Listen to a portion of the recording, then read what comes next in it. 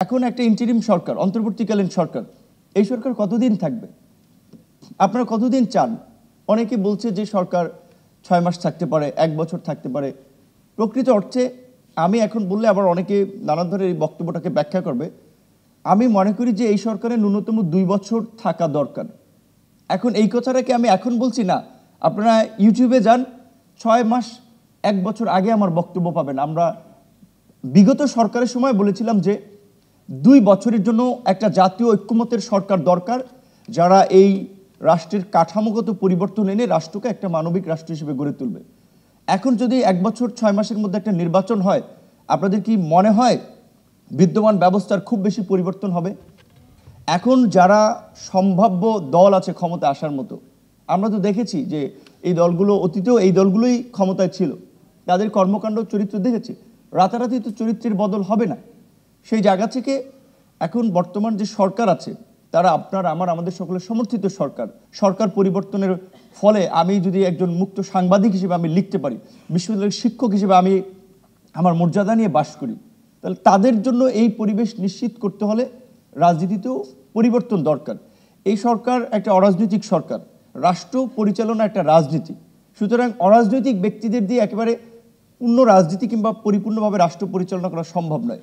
আমরা যেটা বলেছিলাম যে এই অরাজনৈতিক ব্যক্তিদের পাশাপাশি রাজনৈতিকভাবে বিভিন্ন দল থেকে কিছু প্রতিনিধি নিয়ে এটাকে একটা ইনক্লুসিভ গভর্নমেন্ট করা যায়, যেটাকে আপনারা জাতীয় ঐক্যমত্যের সরকার বলেন বা জাতীয় সরকার বলেন। আমরা পরিষ্কারভাবে মনে করি যে যারা অন্তর্বর্তীকালীন সরকারে থাকবে তারা আগামী 5 বছর কোনো সক্রিয় রাজনৈতিক কর্মকাণ্ডে যুক্ত হতে পারবে না। সেই বিধানটা কিংবা সেই কমিটমেন্টটাও জাতির সামনে তাদের উপস্থাপন করা লাগবে যে আপনারা যারা আসবেন আগামী নির্বাচনে তো অংশগ্রহণ করবেনই না, আগামী 5 বছর আপনারা রাজনীতিতে সক্রিয়ভাবে অংশগ্রহণ করবেন না।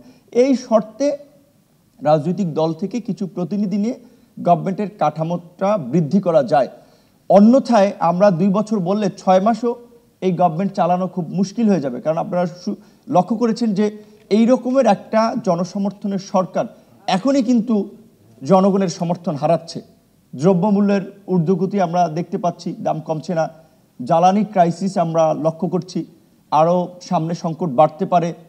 বিদেশি যেমন একদিকে আমরা সহযোগিতা পাচ্ছি, আবার ঋণের তো একটা বিষয় আছে। কাজে সেই জায়গা থেকে সরকার যদি রাজনৈতিক দলগুলোর সমন্বয়ে একটা ইনক্লুসিভ গভর্নমেন্ট না করে, তাহলে এই গভর্নমেন্টও বিপদে পড়বে। আর এই গভর্নমেন্টের বিপর্যয় মানে আমাদের পুরো জাতির বিপর্যয়।